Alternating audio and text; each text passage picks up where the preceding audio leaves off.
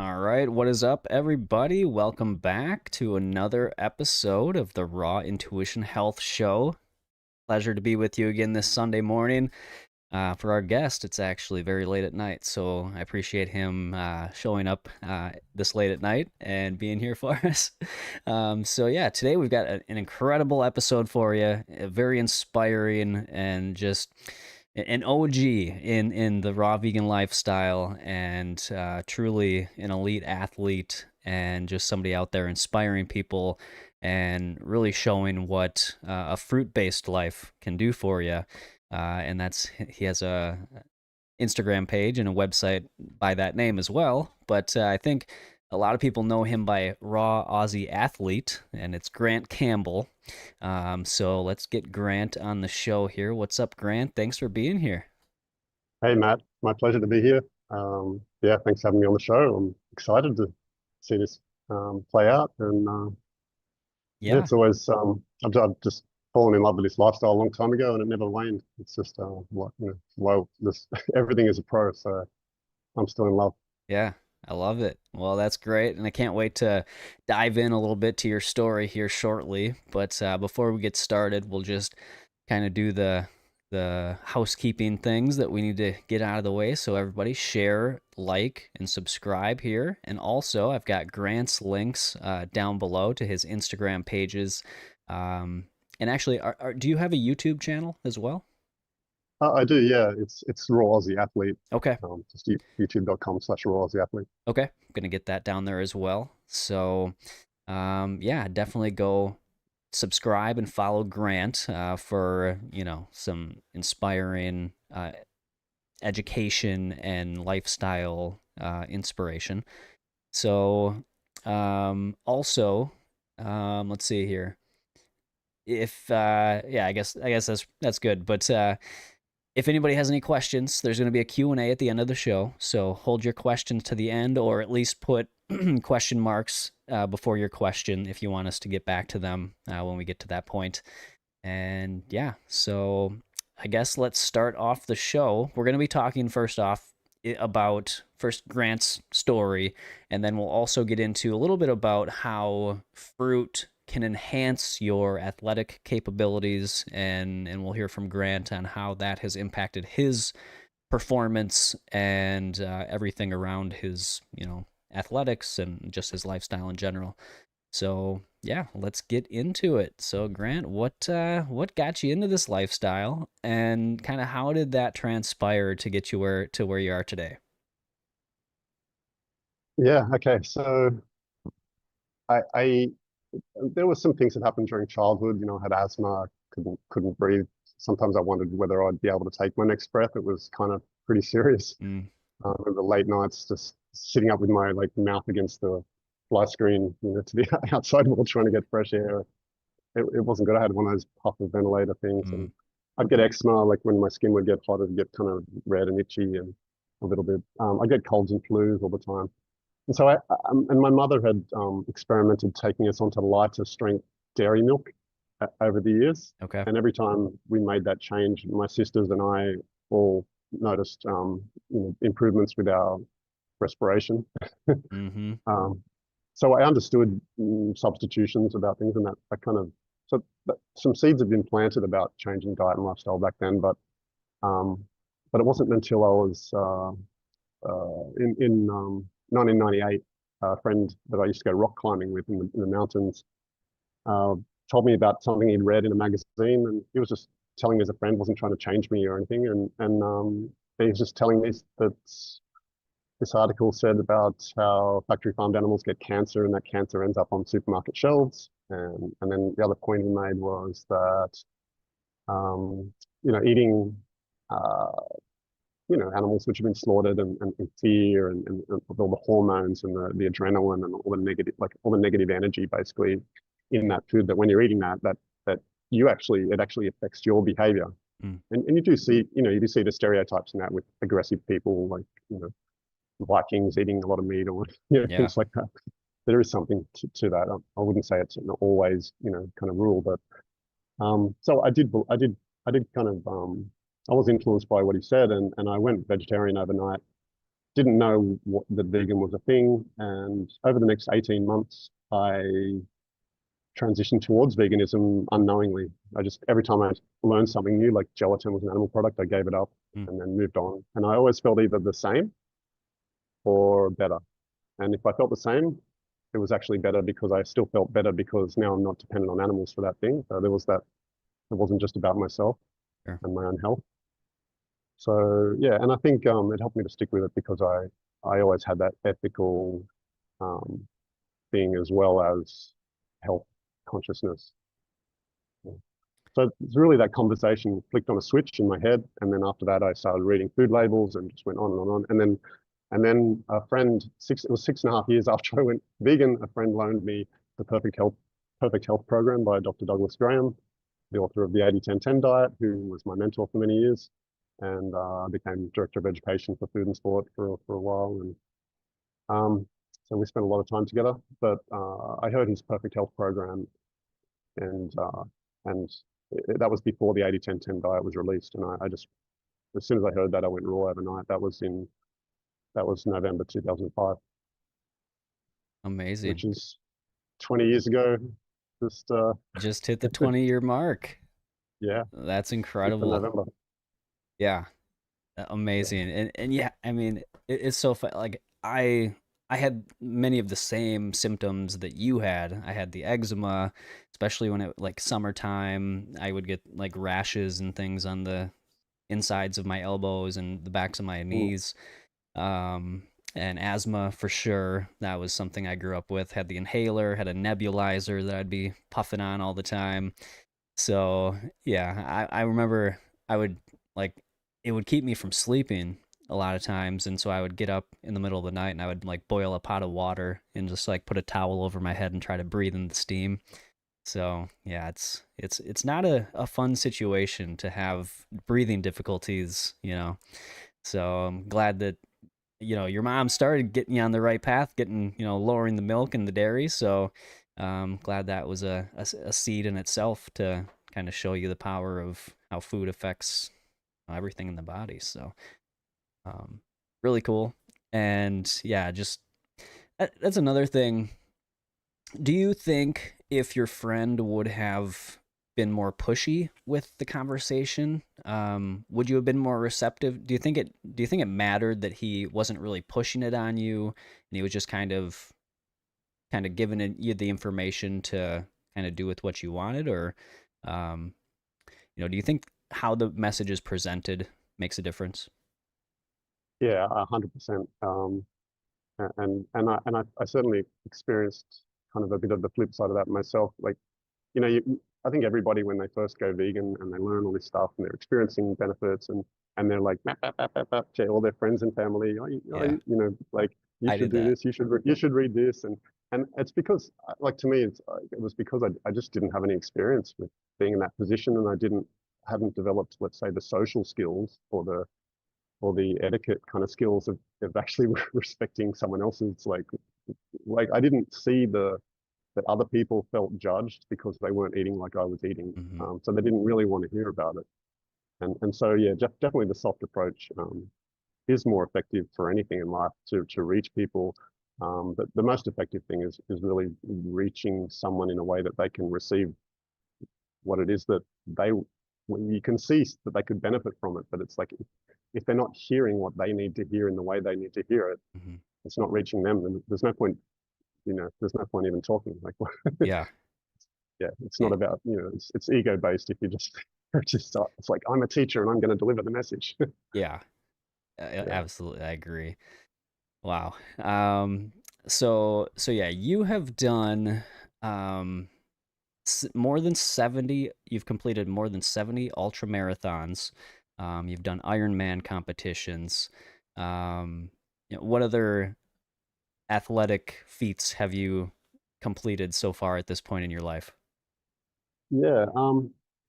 Well, I was a surf lifesaver, which was like a volunteer lifeguard Oh in wow. Australia. I did that for over 10 years and that in 2005 um, in 2005, like which is the year that I went raw vegan. Um, I was involved in a mass rescue where people for sure would have died, Hmm, and they're alive today because I was on patrol that day. Um, I amazing. don't think I think most people in my position on patrol wouldn't have been able to do what I did that day, and in fact, I don't think that I would be able to do that, but I did on the day Wow. because people were going to die, and it was 12-foot surf. It was Easter Sunday. There was 800 people on the beach. It was a crazy day. There's two families just drifted out when there was a lull in the waves, and then all of a sudden big sets came in. They got washed out, and so I did a big. I ended up swimming for 20 minutes. The rescue boat failed to come and pick us up after I swam out to, and I ended up swimming four people back to shore with one rescue tube. Wow. got bravery awards from two of the big kind of bodies in Australia that recognise sort of things, and it was recognised as one of the top 20 rescues on Australian beaches in the last 50 years. Wow. But I don't know what it is now. That was 20 years ago. So Okay. Yeah. So yeah, so that was pretty cool. how long so was this was after you switched to this lifestyle? It was just before actually. Oh, just before. Okay. Yeah, it was when I well it was kind of a it was a turning point where I'd learned because I didn't eat bananas my entire life, which may sound like the funniest thing you've ever heard for a raw vegan. Who just trivia wise, I was actually born in a town called Orange, Oh, like wow. seriously. So there was Nice. some sort of uh, thing at play there. But yeah, I always felt like I was allergic to bananas growing up. I was probably just eating them unripe, but I'd get an itch in the back of my throat, and so I just didn't eat them. It's like, oh, and I had this like thing like a child that won't eat something that's green or Mm-hmm. won't eat vegetables. They just have nah. Right. Even if they haven't tried it, they're just like no. Yep. So I wouldn't eat bananas. But then when I was started doing swimming training, which led to me doing surf lifesaving, I saw everyone else eating bananas and to recover faster. And so I was like, I've got to learn to do this. And so I forced myself to eat bananas, pulled a lot of faces. And over about 1 to 2 weeks, it started like easing off, like I could actually tolerate them. And then I eventually came to enjoy them. Amazing. So that was interesting. Yeah. Yeah. Wow. Um, well, that is incredible that you did that, and I'm glad they awarded you. They recognized the courage. I'm sure that takes a lot of bravery to go out in those situations. Rocky in the comments said that when they were saved by a lifeguard when they were a child and they were caught in a riptide, and that it was very scary. So yeah, I'm sure with That is terrifying. yeah, I mean, I bet. yeah, the ocean is king for sure. Yeah, The ocean is to be respected. right. Um, For sure. and Yeah. I have friends that have also received bravery awards that are incredible, athletes and titans in the ocean. But it's even harder when somebody dies in such a thing. Like, Yeah. this guy had to choose to save one person or another person, and the other Right. person died. He saved one because he could only save one, and that was really hard on him. So Yeah. yeah, I was fortunate to not have that Yeah. Yeah. happen. I'm glad. Wow. All right. Well, do you think, um, had you been already switched into this lifestyle, do you think, I mean, obviously you pulled it Piece of off cake. anyways, but would it have made a difference for you, do you think? I mean, 100%. Everything Yeah. is better. Like, I don't know. I got a lot of stories I can share about things Yeah. that happened in ultras over the years, and Oh, yeah. but it's I just started. It got crazy. I What would I do? I would like what did I do? I did a 90K really tough mountain race. Finished at midnight. Drove 3 hours to Sydney. Had to pull over like 4 times to sleep for a while because so I could keep driving safely. And then um, and then I started at 9 a.m. a 14-kilometer race, the world's biggest fun run, the City to Surf in Sydney, and just ran like amazing, like for until I hit a steep hill, and then I felt reality. But I ran really well, considering I'd just run for 12 hours through the mountains, Yeah. through difficult mountains, the Blue Mountains in New South Wales, Australia. And then I'll do things like wake up at 3 a.m. on New Year's Day, run 10 kilometers to the local train station, get a train for an hour in order to run a 30K trail race with other people, and then get the train home and then run home 10Ks again. Like, and then like the next day after that, I did another race, and that at that moment, I literally on Strava, and this is back in like probably 2010 or something. I had more kilometers on Strava than any other person on Strava because there was a group like how many kilometers can you run or how many miles can you run this month, Okay. and they had a competition, right? So you see your ranking, and I was up on number one Wow. place out of everyone on Strava. It was Amazing. like it was ridiculous. So I just had all this energy, and I did board training sessions. Like I do run a 100-kilometer race, and then the next morning I would go to a lifeguard board training session, just like sprinting and doing all kinds of things. It's quite bizarre to just recover so fast. Was probably the biggest noticeable difference. Okay. Yeah. Yeah. Same. Same. The recovery and the reduction in soreness after I remember uh wait, I don't even remember how old it was. I was in college and I played a game of basketball for the first time in like a while. Like I hadn't been really, it was in the winter and I probably just wasn't working out or something, and then played basketball. The next day I was like, I couldn't even move. All my muscles were so sore. I just remember it took like 5 days for me to feel like okay again. And since I've gotten into this lifestyle, I haven't like nothing. It's like incredible, like the how not sore you are, after the following days. So it's very noticeable. It doesn't take long to start to see just those sorts of effects. What are some of the other things that you noticed once you started getting into this lifestyle in terms of either athletic performance or just anything else in your life? Well, maybe my sense of humor got better because I started joking about how when I would do quite well in an ultra, I would I would kind of dismiss it and say, oh yeah, but I'm cheating. I eat a fruit-based raw vegan diet. It's not fair. Right. Everyone else is like, you know, what's like spice it up, like poisoning themselves. They're Yeah. dehydrating themselves. They're eating things that make it difficult to recover from, Hmm. um, and they're performing well despite that, which always mind blowing. Like I always wonder what their potential is. What else have I done? Um, I mean, I've run till I've fallen asleep, and I woke up and I was still running, and it happened 3 times in a row on the trail, like 3 a.m. after I'd started racing at 6 a.m. Oh my the day gosh. before.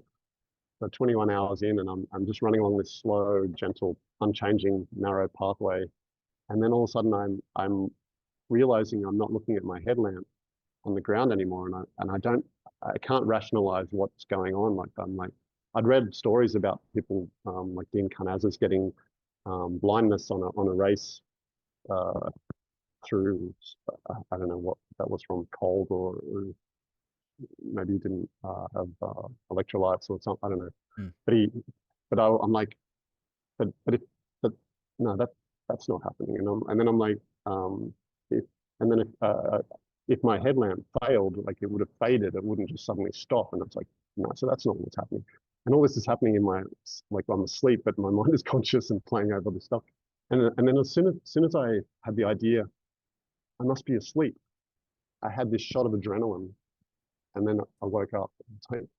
And then I ran for about another minute and fell asleep again. Oh my, And I guess I took like 3 to 5 strides, or I can't guess, I don't know, but I was literally running still the same on wow. autopilot with my eyes closed on a trail, where you could trip over anything. So it was crazy. I've also had the same thing happen where I was walking along the road when I was in a race where I was just like super sleepy, like just couldn't fight it off. The sleep monsters they call them, and I'd be walking and I would wake up off the side of the road in the long grass Gosh. because the camber of the road would push me off to the side, Uh-huh. and that happened over and over again. And then eventually I started running. I tried to start running again, and I found I could run again because I'd been resting so much with all these micro sleeps. but then I was able to run. But at first I couldn't make myself run. Um, a lot of it's, you know, a lot of it's mental and personal kind of development, and you know, and your body, like obviously when you run for longer, you get better at it, and things get fine tuned. But literally, just the first week that I went 100% raw fruit based, like which I did overnight after hearing that Perfect Health program by Doug Graham, I would run for like I ran through barefoot. Firstly, I was barefoot. I just had a pair of like speedos on, um, running through all these sandy trails through the beach area, and for 3 hours. And it was just like I couldn't get tired. I didn't understand what was happening, and I felt like I felt like I was alert and awake for the first time in my life. I felt like I was hydrated for the first time in my life to like a new level that I'd never experienced before. It just felt like, oh wow, this is like this is hydration.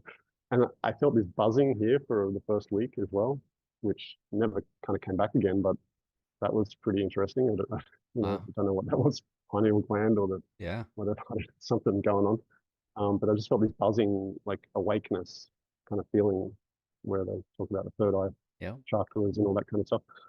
Um, yeah, so lots of really cool things happened, and then yeah, just and then I just started, because the thing was like I started running as a cooked vegan, 5Ks a week, and if I ran did that twice a week, I would get sore knees, and then eventually I got it up to 3 times a week, and then I would get soreness, and I was like, okay, well that's all my body can handle. You know, my knees would ache, my groin would get pull, or my ankles would be painful, like something, or the arches of my feet would have some problem. It didn't matter what it was. I was just like, okay, my body can't handle running through 5K 3 times a week. And then it was only when I actually changed my diet to be all raw that I realized it was, it was my diet. It Right. was just 100% my diet. Yeah. And there's other factors like getting enough sleep and things like that. And you know, I did do a water fast with Dr. Douglas Graham back in 2008, where I just drank water for 29 days. And and that's where I understood the value of rest after that, after that, because I rested a Sure. lot.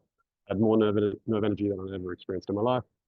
And then 6 months later, I took the so going from I did a 100K race as a cooked vegan, just before transitioning to raw, and then a year later I did it as having done raw for almost for like 11 months, fruit based raw vegan, and took 2.5 hours off my race time, and Wow. then in a 100K race, and so like, you know, like 10% or something like that.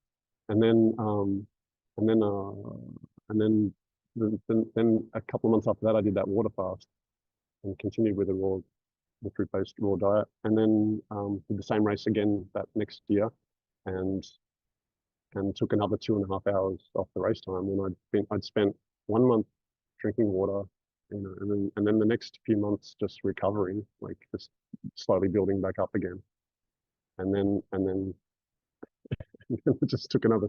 So I went from like 20, 21 hours down to 16 hours. No, 21 and a half hours down to 16 and a half hours. Wow. It's amazing. Yeah. I did it in barefoot, the five fingers, Oh toe yeah. shoes as well. And I found that was interesting, because there are cases where I have to go slower because of like, you know, really sharp, Mm. big, jagged rocks. People come through with their hokers on and just like run through like they're, you know, on with their moon shoes on. Yeah. And I'm going through going, ow, ow, ow, ow, because I can feel everything. Yeah. Right. But for the rest of the time, um, you know, it's pleasant to feel the ground. And I found Hmm. that I used to get really, really sore legs, not just because of diet, but just also because of shoes, regular shoes. My legs would be sore even as a fruit-based raw vegan after a race. But in five fingers, that soreness just didn't happen. Like you know, it helped a lot. So combined with a raw diet, where you're causing less damage as you're going because your blood physiology is not, you know, so skewed off. Um, and then yeah, and then recovering faster after from whatever you have to recover from. Um, but definitely the toe shoes definitely helps with that and makes it more playful and fun as well. Sure. But Yeah. I had to build that up over a long time, doing road races and then doing like harder surfaces more difficult and longer distances more difficult. But then eventually I ran it was my first time I ran 100 miles under 24 hours, and I did it in toe shoes, um, and it wasn't a flat path. Um, but that was a cool milestone to check the box. So yeah, I think I figured this out. Yeah. Yeah, I have also experienced the difference of I just have zero shoes, so it's not the toe shoes, but they're minimalistic, Flat. you know. Mhm. Um, and yeah, like just having that feeling. I remember the first time I went for a walk in them, and just like actually being able to feel the earth, but the contour of what you're walking on and that, and it's amazing. Like I could never go back. Anytime I've put on like regular shoes after that, which is very rarely, but it's like it just feels weird. It feels like so unnatural. So yeah, Yeah, having those barefoot shoes is amazing. Love it. absolutely. Yeah, it's all I wore for many years. Okay. And I used to get I did a couple of years, a lot of the time in those what are these ZV trail? They're they're zero, aren't they? Uh, what are they? I remember the model ZV trail. Oh yeah. And then now I have those wildlings. These Oh yeah. these wildlings kind of cotton top. All the parts that touch your feet are all made from 100% cotton. Wow. And yeah, and a guy posted just this year that he ran 100K race through like muddy trails Oh in my them. gosh. So yeah, What pretty was muddy feet at the end. what's the brand name of those? Wildling, Wildly. Wildling, Okay. Yeah, I'm gonna have to and they're look at that. called. I think the brand, this model's called like the Feather or something. Okay. It's a bit blurry. Sorry. Yeah, yeah. Cool. I'm gonna look into that. Yeah. Yeah, I like that it's cotton. That's really Yeah, nice. absolutely. Because I try, my partner Amara has a lot of sensitivities and stuff like that. So she's advanced in a lot of things of what to avoid in life, and Sure. yeah, she got me away from wearing kind of polyester shirts and all that kind of Uh-huh. stuff. I'm still wear them occasionally because they're cool race shirts or something. But Yeah. basically, I just travel with cotton shirts now, and all the fruit based life t-shirts are all cotton based, Very nice. organic cotton where possible. Yeah. Yeah. I'm the same way. I'm all about I got rid of almost all of my polyester shirts. I Yeah, pretty much only have organic. I've like slowly over the years converted my wardrobe into organic cotton. So yeah, so nice. yeah, it is. It is. I love it. And you can wear them for so much longer before before they start to get any unpleasant smells. Yep, yep. Polyester just like Y- instantly Oh yeah, it just horrible. holds on to that odor. It like magnifies it. So Yeah, yeah. yeah, I used to wear Under Armour quite a bit when I would work out and things, and yeah, it just gets nasty. So Yeah, and these things can happen like if you got the wrong fabrics, it happens regardless of how clean your diet is. sure, Doesn't matter how clean you eat. If bacteria wants to do its thing, it'll do it. If it's in got dark, moist conditions to breed in, it'll go crazy. yeah, yeah, yeah. I wanted to have you talk a little bit about you've got a few books, right? I mean, you have a new book, Fruit Based Life. Yeah, Do you want to talk a little bit about that? yeah. It's been a long coming kind of vision of mine to create basically a catalog of all the fruits and vegetables, nuts and seeds that are on this diet. Fruit-based raw vegan diet. Call it the 80-10-10 diet, or slight variations between what people follow. But I don't tend to use the word fruitarian because it can be misleading. But yeah, that all the things that are included on that diet, and also things that are not included on the diet and why. And so this book has well, I'm actually making the second edition now. It's mostly finished, Okay.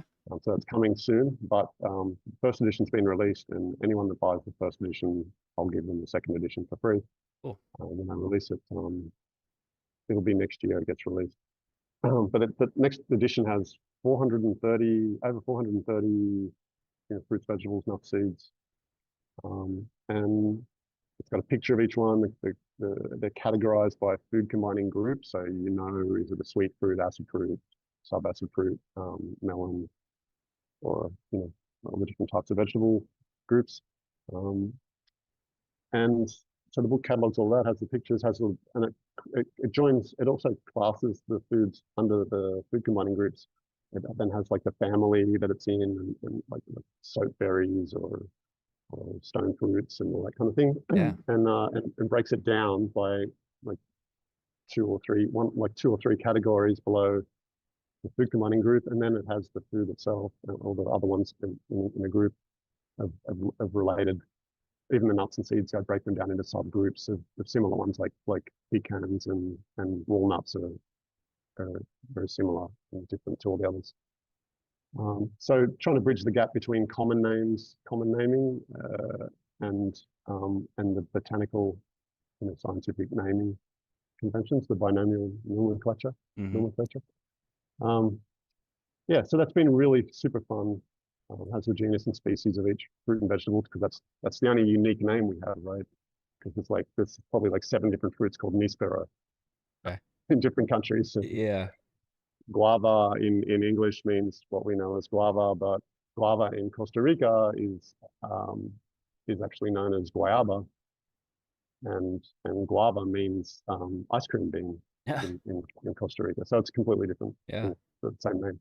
So yeah, try to bridge all those kind of gaps, and I think it's just a great shopping list. Like, oh, what other greens can I get? Because it's got every type of lettuce and every type of like even docks, which I'd never even heard of before I started this project. And kind of they're salad greens people used to eat, more like weeds now. Maybe we think of them, Right.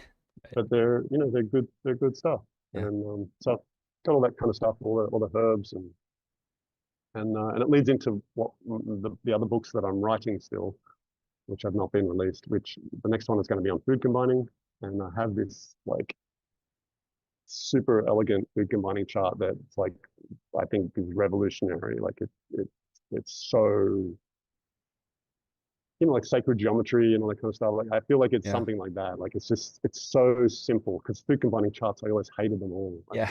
Hate's Right. a strong word. I'm just kind of playing a little bit, I but there understand. was always something that I could be critical about Yeah. with each one. And I just, in the back of my head, when I was studying with Dr. Douglas Graham for like 8 years, being mentored by him, like I just kind of, in the back of my head, I was like, one day I'm gonna like figure out this food combining thing and understand it, and so I did a lot of research, and the book will come out possibly next year, but I'm hoping next year. Okay. Um, so and then there'll be a third book, which was more about lifestyle and that kind of stuff. So, Yeah. but I started out writing a big book and then split it up. And so the fruit based life of the food is the first book, which has been released, Mm-hmm. and has almost got the second version ready. And the other two is the other work that I'd already written, that I'd split up into separate chunks that make so much sense, and I'm so glad I broke it up. Yeah. Um, yeah, it's yeah, easy to write, easy to digest. Right. It's better. Cool. Yeah, it's funny. That's exactly what I did as well. With my 3 books. I was writing this one big massive book, and it just kept going on. Like I didn't even know what I was really doing. I was just writing, and then the bundles started happening, and so I was like, all right, I gotta make this into a book actually. So I just split it, basically 2 of the 3, and then the third one is actually it's more like I redid most of what I had already written, so it's kind of different, but it was pretty much all stuff that I had already been working on. So yeah, I can totally relate to how that plays out. It's, yeah, well, great. I will get the link to your book and everything else down in the description box below. I've actually been scanning through it. It's a great book. Highly recommend people pick it up. It's yeah, so full of uh, really good information. So thank you for writing that and making that available for people. Because yeah, it's the more education we can get out there, the better. Um, and it's nice to have these all grouped into their different categories and all that. So very Yeah, you nice. wait till you see the next version, the second edition. Okay. Kind of blow your mind. Yeah, Yeah. I promise, I promise. But the first edition is awesome as well, and it's like I must have put a couple of thousand hours I think into that the first and second edition. Wow. Just Yeah. it's like it's a lot. Yeah, Yeah, writing a book, it is a labor of love for sure. It takes so much time and dedication. So, yeah, that's awesome. yeah. Um, all right. Well, let's see here. Um, the other thing I was gonna, I wrote down a few things that I had noticed in um, my, the difference between my athleticism previous to this lifestyle and now. And so I'll just kind of throw those at you and see if you have experienced the same, or kind of what your thoughts are. But I know for me personally, so we already kind of talked about recovery, like that. My recovery is like night and day, like different. My endurance definitely 1,000 times better. Especially when I run, and I go back and forth with running. Like especially like it gets to be winter because I live in Minnesota, and so it kind of gets me out of my groove for running. So in the summers, usually I run somewhat frequently. Um, Definitely not to the same lengths as you, but I've definitely noticed my endurance is much better. But the thing that most was surprising to me, and I've noticed this, I'm a golfer, so Oh, I've I, got. I I played for 9 years too. Oh, really? Very cool. Yeah, I've played since I could walk. Basically, my family's a golfing family, so got into that. And I will say and it even goes beyond golf, like ping pong. I've same with golf. Ping pong I've played since I was a tiny little child. And just but it goes to basically anything that I do. My coordination is it's like I don't know. Like I was coordinated before, but now sometimes I'm just like this is unreal, like my reaction speed, my coordination, just like it's just it's amazing. So I've definitely seen an improvement in that. Just wondering if you've noticed anything like that, or if you have any thoughts on that. Yeah, I mean, interesting story comes to mind if there's ever flies, annoying people in the house, Yeah. I really try not to get them to stop them from swatting them, and Mm-hmm. and so I catch them, and Yep. like you have to be fast, like you know, Oh yeah. and I don't know, nobody else seems to be able to do it, so it's but so that's definitely I agree 100%. Like you know, uh, like 1,000% agree on the recovery and endurance, like just times a million. Um, and yeah, like everyone experiences that does it, that eats Right. like gets most of their calories from fruit and keeps all the other junk out Yeah. and the animals down, like pretty much gone at least, and keep the fat down. Yeah,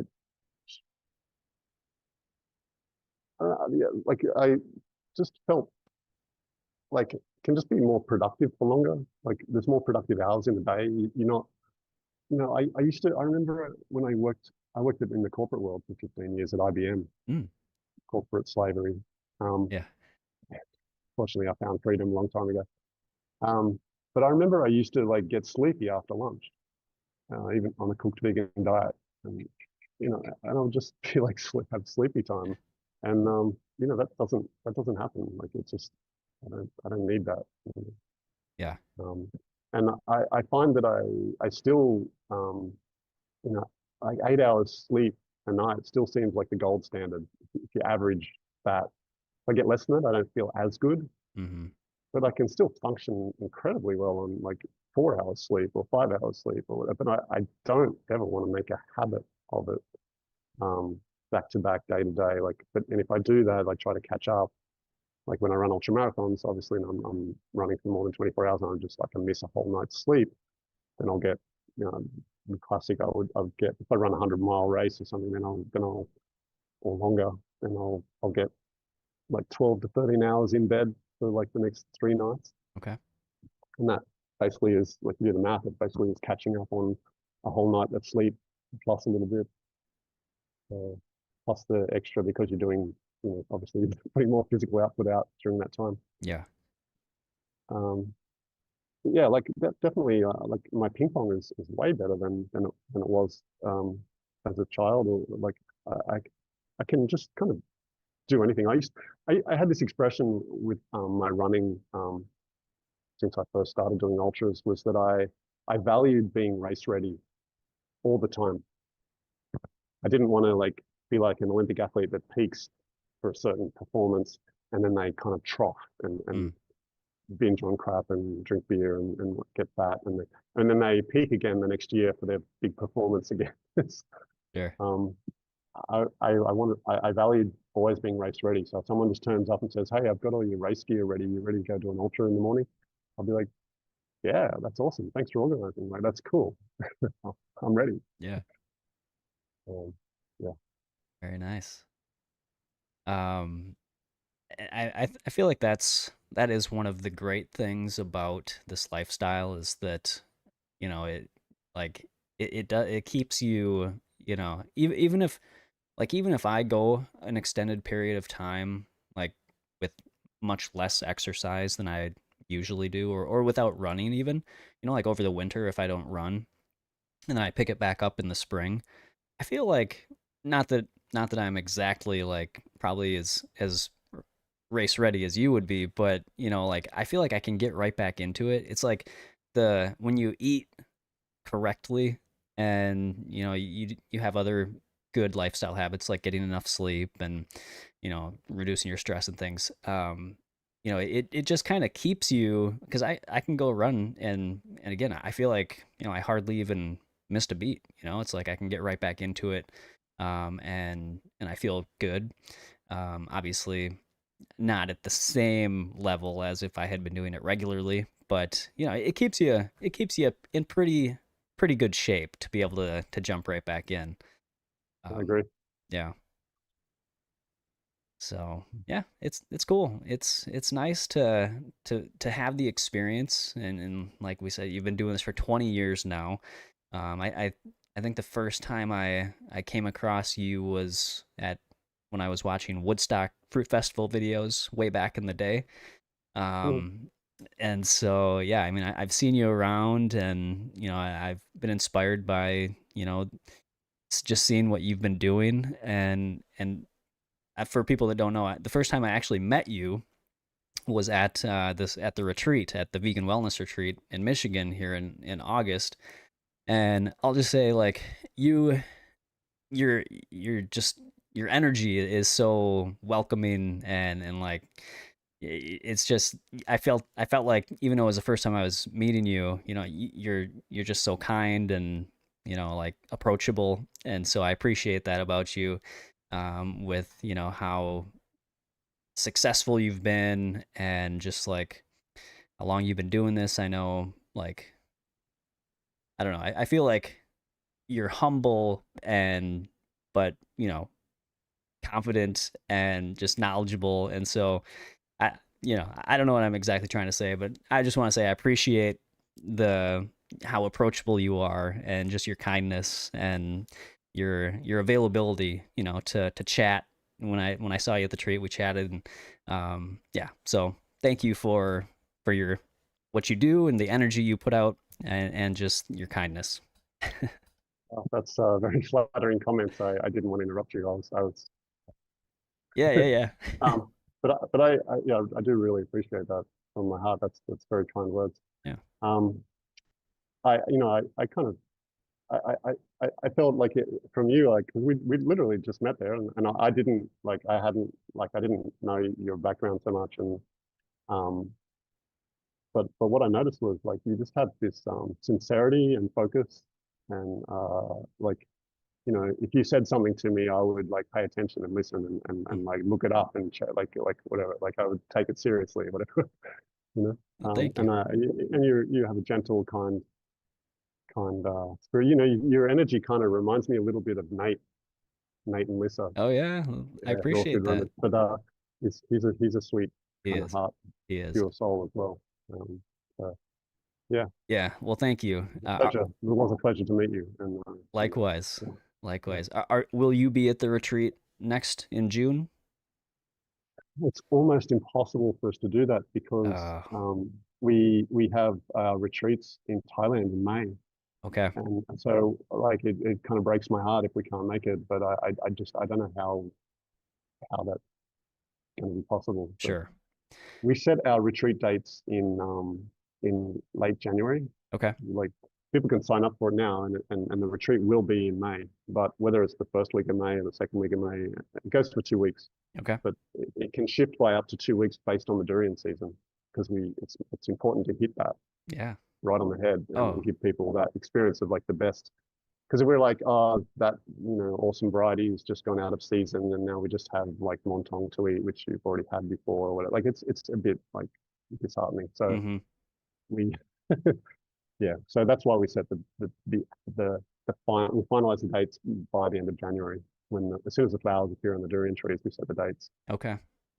We have eyes on the Understandable. trees. Yeah. Yeah. Well, that's incredible. Um, And so yeah, if it's possible to come to the retreat, we will. okay, But great. Well, I hope you can it's going make to be it. difficult. Yeah. Sure. Yeah, understandable. I was just gonna say because Nate's gonna be there as well. Oh, I So know, I know, I yeah, know. It breaks my heart. yeah. But Yeah. at another retreat if this one doesn't work out.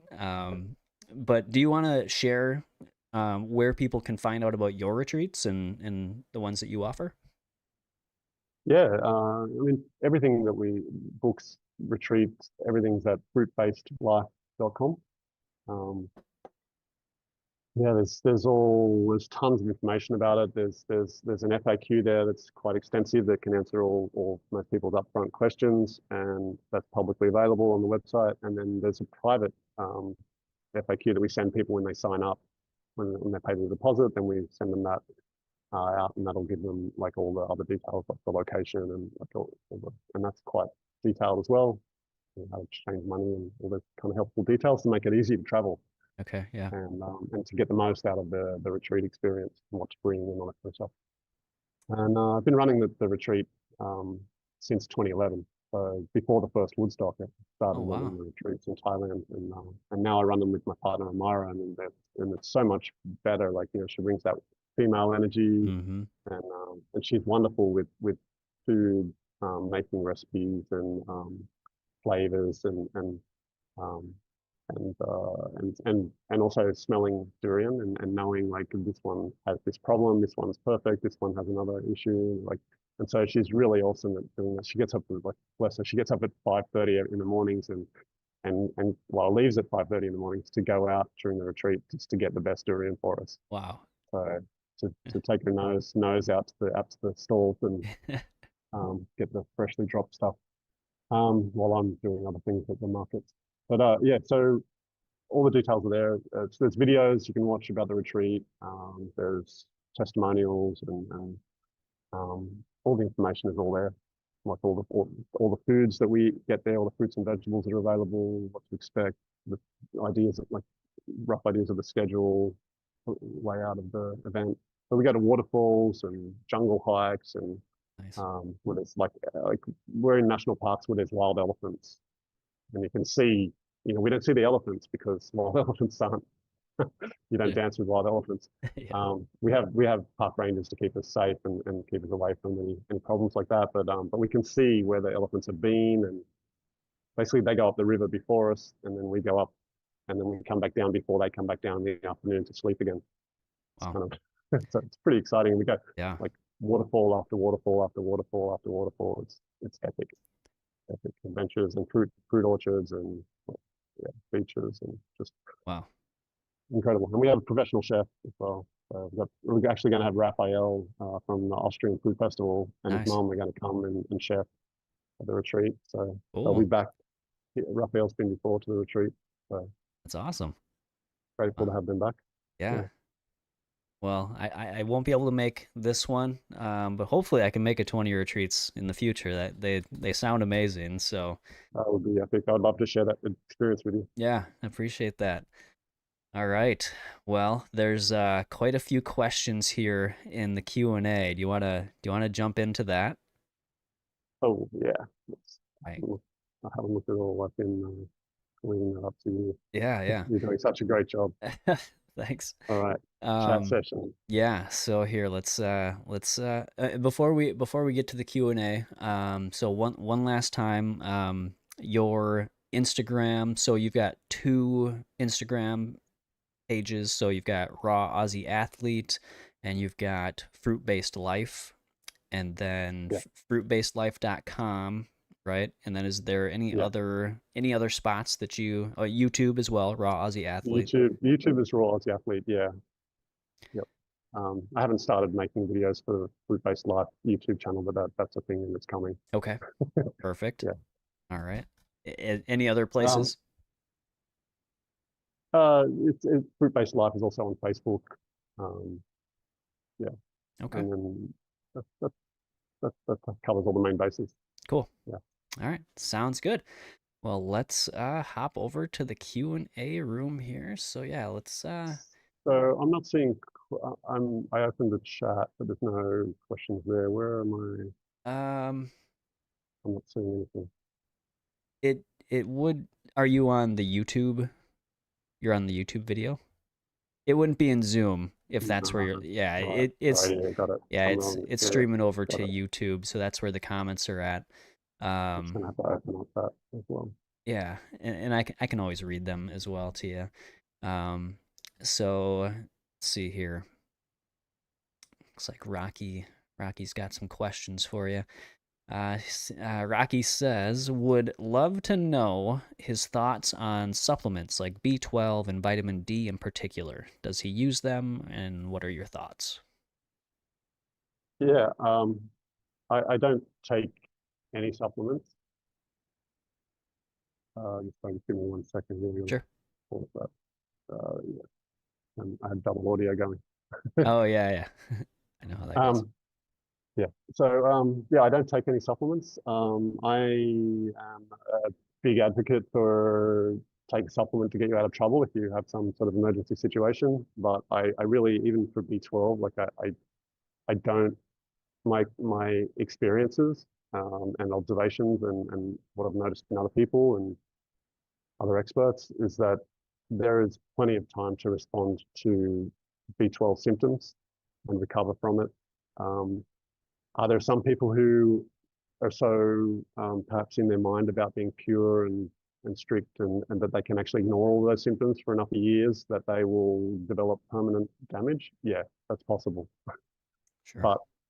But they're ignoring a lot of a lot of symptoms, signs and symptoms by the body. Uh, so, I mean, if you have low B12, if you kind of go like this with your neck, you'll feel it like a jolt down the back of your neck, most likely, like people do when they have meningitis. Um, you'll have probably fuzzy extremities, fingertips, toes. And it can go into the palms as it's more stronger and pronounced and into your arms. Um, but basically,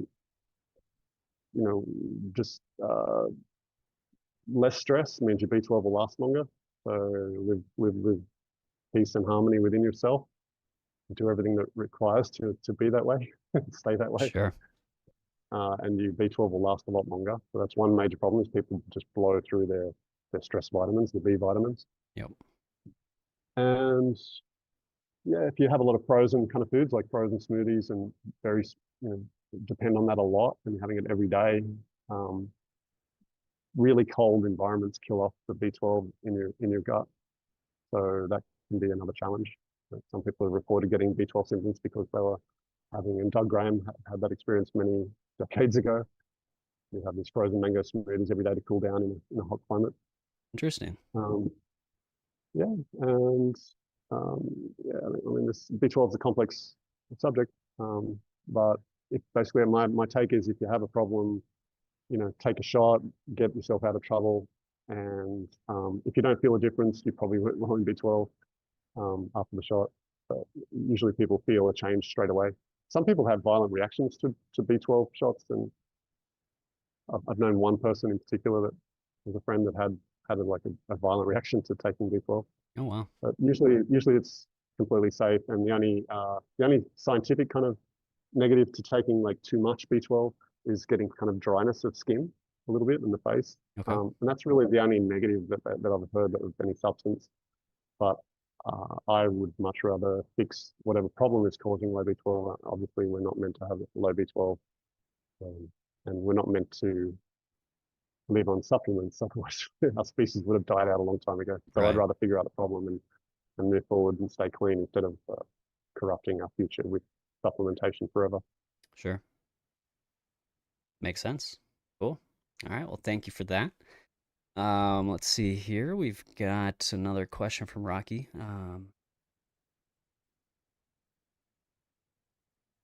Rocky says, I'm a person that goes back and forth with raw. Sometimes I find it to not be any more beneficial than having some cooked vegan. Any advice on keeping with all raw?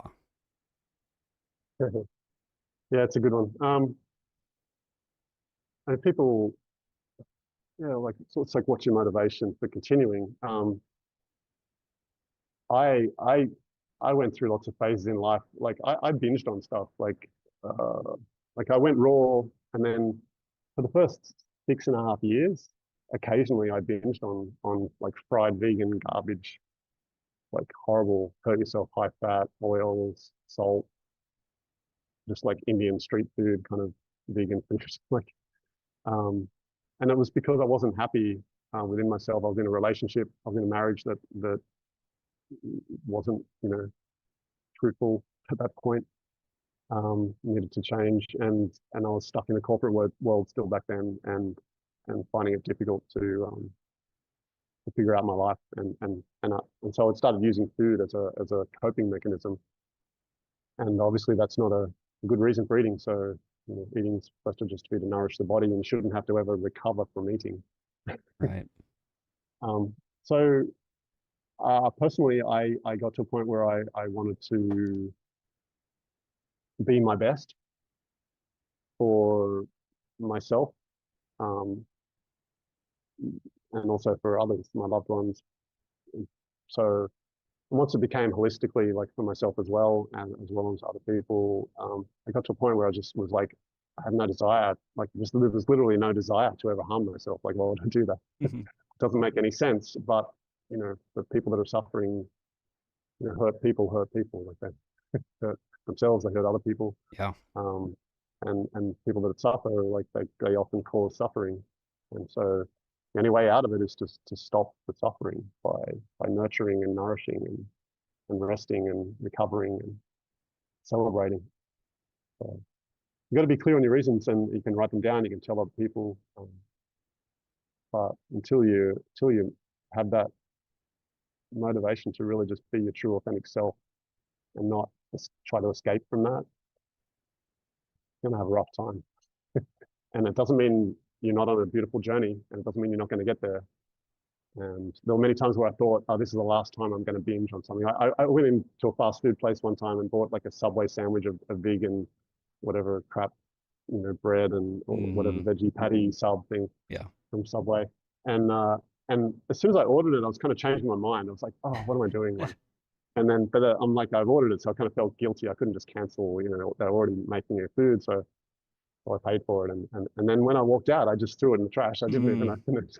Yeah. And I was like, yeah, finally I broke it. Yeah, I've done it. And then like the next day I went and did it again. It was it would just go in cycles. So I could go for like a year and not have a problem, and then all of a sudden, I don't know.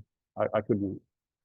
It wasn't predictable. I didn't understand what was happening. I didn't talk to other people about it. Hmm. If you're looking to other people to help you, if you're like seeking counseling from friends or people that understand, um, like that's a really positive sign, right? But if you're Right. ashamed and trying to hide things, that's you're digging a hole for yourself. But the first It's like something Doug Graham used to say is the first rule of digging holes. Like if you have a problem, you're digging holes. Like first rule is to stop digging. Yeah. It's like stop digging. You're making the hole deeper, Right. and then figure out how to get out of the hole after you Yeah. stop digging. Yeah. Maybe the next rule should be to bring a ladder. It could be, or you could ask somebody else to bring a ladder for you. Yeah. That would be seeking support. Actively seeking support is a really Yeah. good way forward because it shows you're not afraid. And Right. fear is fear of the unknown, you know, fear of not being accepted, fear of being judged, fear of failing, fear of disappointing other people, fear of like not being. Maybe you see yourself as the healthy guy in the family, and it's like if they see that you're doing this, then they're going to be disappointed, and like Yeah. so people like sabotage their own health to keep Yeah. secrets and it's like that was something in my journey, whereas there was a point where I just became like a complete open book and and and that was scary because I didn't know what that meant to not have secrets from people because like I grew up not crying, like I never would cry in front of anybody. If I did, I would stop it and hide it and take a moment and like but I love crying now and I love making people cry Mm. like because I never do it maliciously. Yeah. If someone's crying, it's because I've stirred something in them that's beautiful, that is a growth journey, and it's wonderful to see that they're actually able to feel and experience that. So, Yeah. so all of that stuff, personal development, that's the way forward. Yeah. I Be completely your agree. true authentic self. Yeah, Yeah. Yeah. Learning to, or unleashing your authenticity, your just getting to know who you are and getting comfortable with expressing that. Yeah, it's the missing link, I think, in a lot of people's journey to try and reach the health levels that they're yeah. trying to. But it can also even be being comfortable with not knowing everything and Yeah. not feeling you have control over everything Yep. because we don't. Right. There's always unpredictable things. Yep.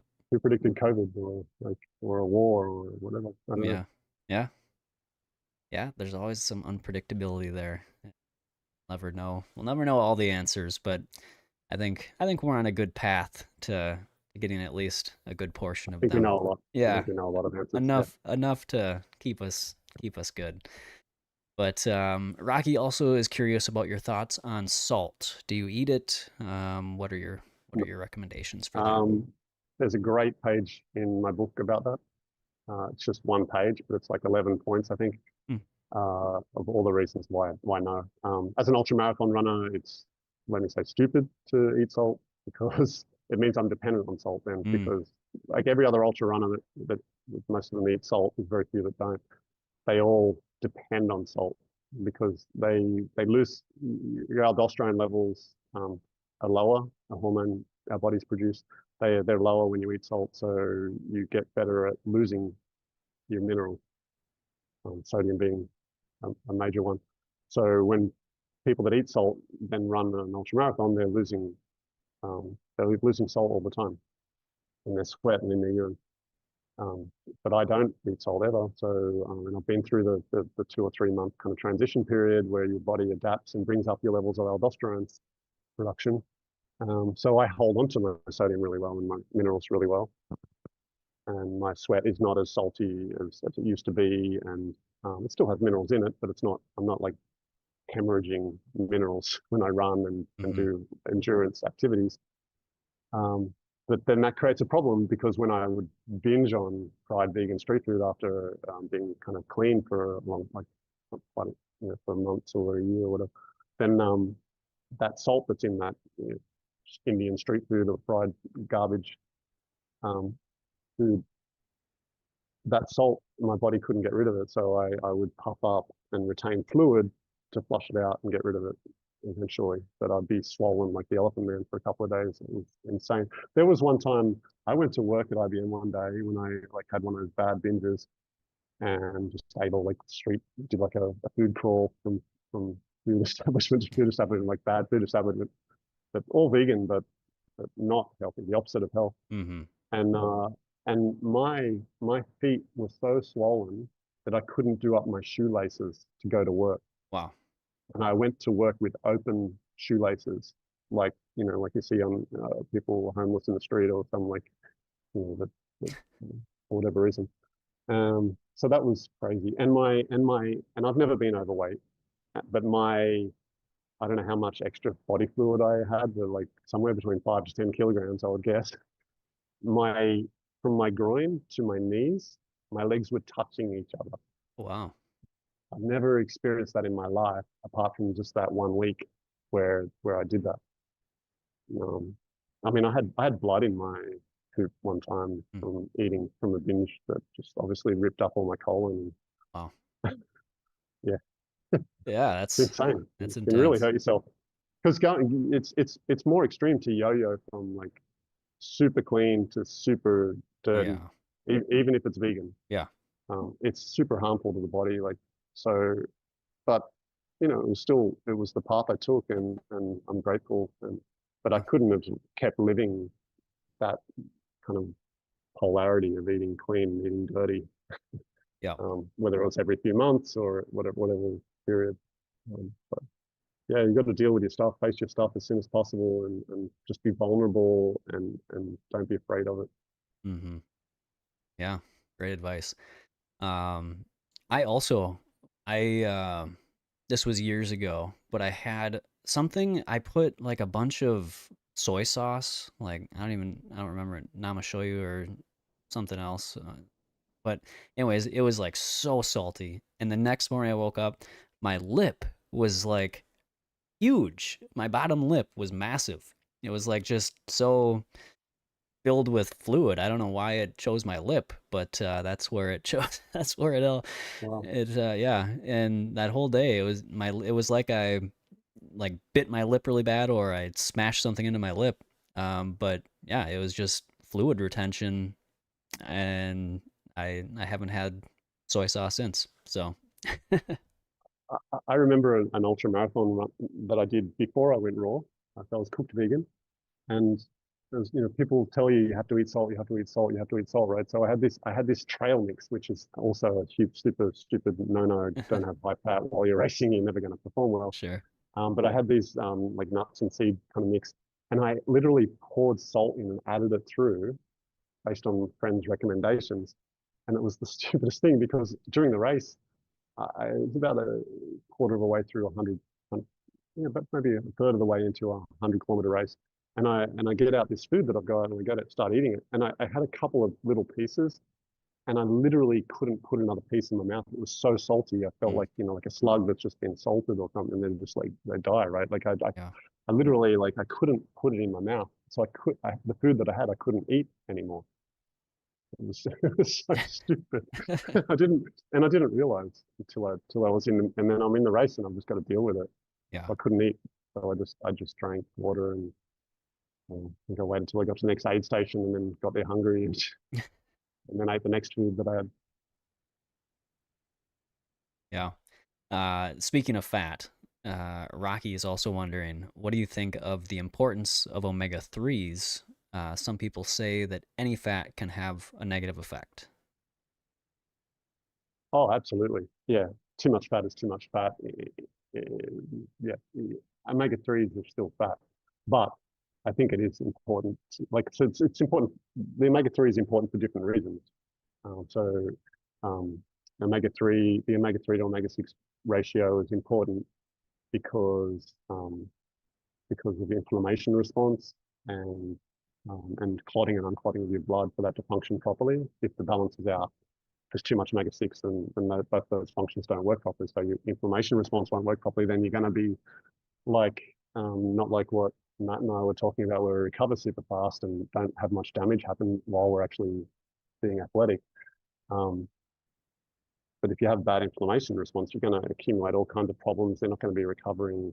Like basically, I feel like my body is recovering kind of while I run from whatever happens. Like I've stepped on, especially in five fingers, I've stepped on like sharp stones sometimes Mm, where it just hits my heel and it's just like bone chilling, yeah. like pain, searing pain, and I'm like, oh, that's not going to be good. Oh, I'm like, that's going to, I don't know. I hope this is okay for the rest of the race, and then 5 minutes later, I'm not even thinking about it, and it never becomes anything. Hmm. Kind of running, counting it out, the blood's flowing, and the lymphatic tissue's moving, and everything just kind of does whatever it needs, and the blood physiology's got what it needs to do, whatever it knows how to do, and it just fixes whatever's going on. Yeah. And I've heard other runners like Janet Murray Wakeland, Hmm. um, that run around Australia with her husband Alan. Um, they did a marathon every day for 366 days in a row, Yeah, it's amazing. in five fingers in their 60s. And she used to talk about how, and she was the first person I ever heard say that a long time ago, 15 years ago. She probably told me that.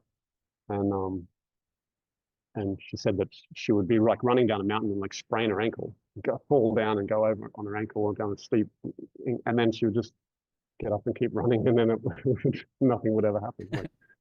Like it was like it never happened. But she knew she'd sprained her ankle, but Yeah. yeah, Wow.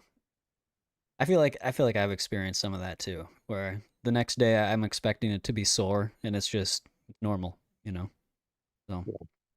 great. I had a similar experience to you. The first time I ran that city to surf race that I talked about in Sydney, there was just 14 kilometers, like 8 or 9 miles, and I couldn't walk for a week. Like I went to school, but after I ran it, and I was I just putting one leg in front of the other, like slowly, boom, boom, like walking around like a robot. And it took a week before I could do anything better than that. Um, and then now I can run like as far as I want and still be like not 80 or 90% the next day, no problem. Yeah. Yeah, it's incredible. It's like magic. Yeah. Uh, Sherry says, do you still agree with everything with 80-10-10, the 80-10-10 approach, or do you have any variations over the years that you've incorporated? And she says, any cooked food ever. Yeah, I've known it for a long time too. So hey, Oh, cool. good to see you here on the show. Um, yeah, there's nothing wrong with 80-10-10 at all. It's a diet of fruits and vegetables, um, um, some nuts and seeds. It's low fat, but it's not low. It's enough fat. It's not no fat. 95-5 is not better than 80-10-10. 95-5 is a type of 80-10-10. So the misunderstandings that people have about 80-10-10 are the only things that are the problem, really. A lot of people do misunderstand it. People look at the book title and just go, "Oh, so it's 80% fruit and what?" And Right. you're like, "No, no, that's not right." And then it's like, "Oh, so you eat 80% of your calories come from carbs and 10% come from fat and 10% come from protein." You're like, actually, no, that's not it either. It's a minimum of 80% of your calories come from carbs and a maximum of 10% from fat and a maximum of 10% from protein. Um, but no, everything holds true. All the foods that were put on this earth for us to eat, that appeal to us, they're actually good for us. Right. Um, there's some things maybe we could get confused and overeat on sometimes, but like the first time you have durian or I remember I used to eat so many leafy greens when I first started eating like baby spinach and and and uh, and I would overdose on some of the chemistry in them and then you lose interest in them for a few months. Yeah. Um, Um, yeah. But apart from little things like that, you learn that how to eat in moderation, how to eat helpful things in moderation. Not anything in moderation, like the expression goes, but helpful Right. things in moderation, and it just works, and you can feel it. And I don't adhere to the fruitarian thing of never eating greens and never eating vegetables or never eating culinary vegetables. I think it's super important. But in Asia, I often find and my partner also like we find it challenging to find like greens that we trust, and Yeah. so like we might not, we might just have fruit like a lot of the time for some period of time, and then we know we're going to have big salads again in epic proportions sometime, a month later or whatever it is when we're back in Western civilization again or wherever we are in Europe or somewhere. Hmm. Um, but I think it's important to get the extra minerals from from vegetables, from leafy greens and vegetables, even if it's just cucumbers and stuff. But I think leafy greens definitely play a role. I think overt fats do play a role in health. I'm not against eating like avocados and, but again, Amara's like a canary in the coal mine for detecting health Mm, challenges. But she got me onto eating more like just omega-3 fats. So we basically fats when we make meals. If we're going to include fats, it'll be we always travel with hemp seeds, mm, yeah. with the hulls removed, hemp seeds, and on rare occasions we use walnuts because they're also a pretty good ratio. But we really don't eat much nuts and seeds at all. Um, so yeah, and then we have durian, but that's mostly carbs. So it's like 15 to 30% of the calories are fat, maybe maximum. And that's not really that fatty. And then we have coconut meat, young coconut meat, where we just eat like the super young jelly, which has got a lot of sweetness and stuff in it too. So I'm not even really sure exactly what percentage of fat is in that, but it certainly doesn't feel like mature coconut meat or avocado or something or nuts Sure. or seeds. But it definitely is fatty, and you definitely, if you overdo it, you smell bad, like when you overeat on any other fat. Yeah. Yeah, when you sweat, you'll get bad body odor in your breath. People that eat, like, especially countries that eat a lot of cheese and Oh a lot of yeah. bad breath problems, and yeah. So Yeah. high fat is fat at the end of the day. Have too much and a problem. Doesn't matter if it's some sexy omega-3s or the bad types. Yep. Yeah. Yeah. Absolutely. Um, all right. Yeah. Rocky says he's sensitive to B12. You mentioned some people have reactions to that. He said he's sensitive to B12. Even methylated, it makes him feel weird. So Methylcobalamin. yeah, I'm guessing that's what he meant. Yeah, Yeah. for sure. Yeah. Yep. Very nice. Yeah, yeah. There's methylcobalamin, cyanocobalamin, hydroxycobalamin, and Yeah. adenosine cobalamin. Yeah. Yeah. Um, yeah, and adenosine, and you can get ones that mix them together. So I find they're probably some of the best ones available now, where they actually have adenosine cobalamin, which is the active form that you actually use it in that form. Yeah. And then as a mix of hydroxycobalamin and methylcobalamin in there.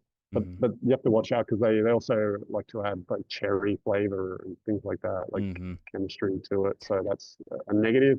But hey, if you're in trouble, like I still would take what's available, probably. As long as it's vegan and nothing's getting harmed. So yeah. For And sure. no, I don't eat cooked food ever. Mm. To answer Shari's question, um, I did during those first like 6.5 years as a raw vegan binge occasionally on things, but you know, the vast majority of meals was all raw all the time, and in between binges, I was all raw all the time.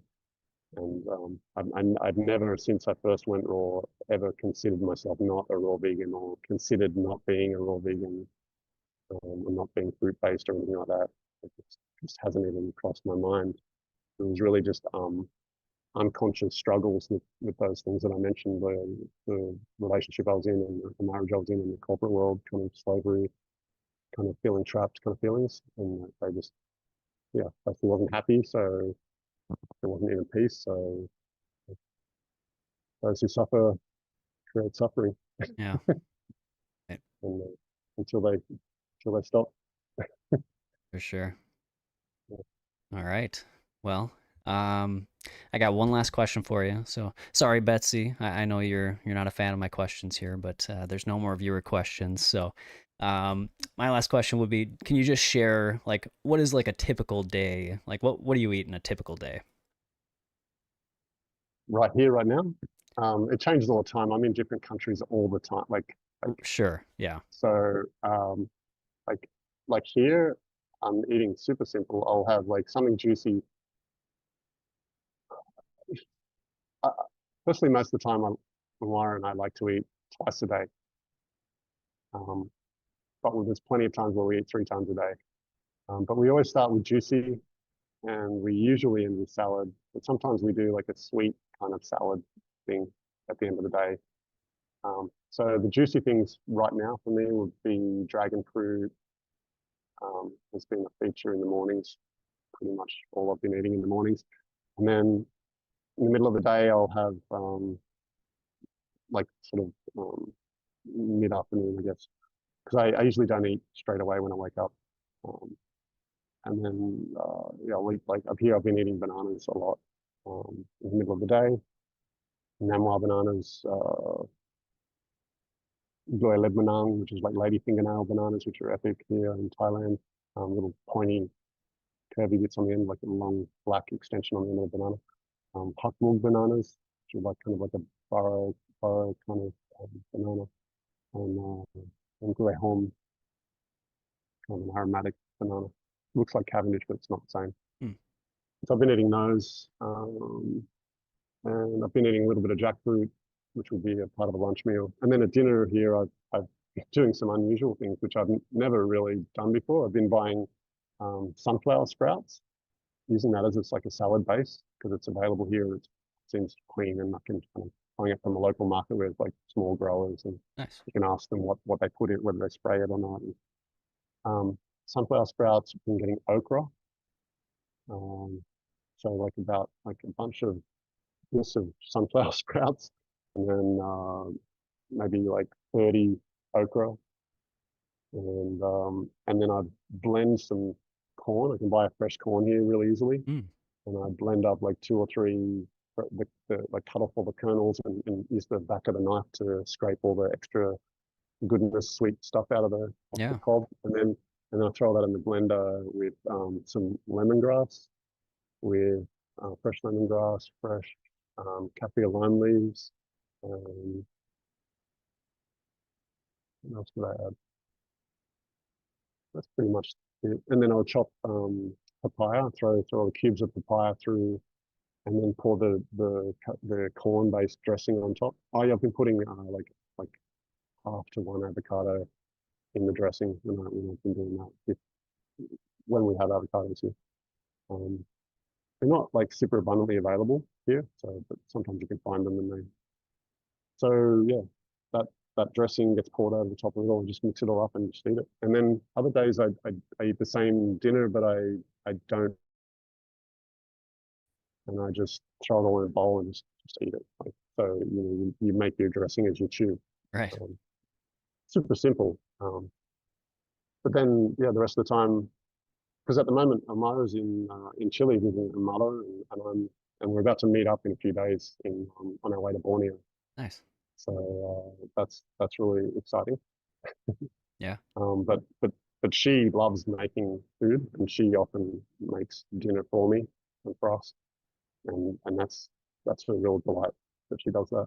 It's so delicious, and just really good salads, just good hearty salads with a nice dressing, Very nice. and low fat, and sexy omega-3 Yeah. Yeah. fats and hemp seed and things like that. Yeah. Yeah.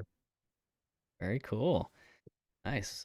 Rocky, and I apologize, Rocky. Rocky is a female, but I thought Rocky is her dog's name. So she Oh, said, right. she said, Interesting. do you use any herbs? I know you said lemongrass, but are you a fan of putting herbs in?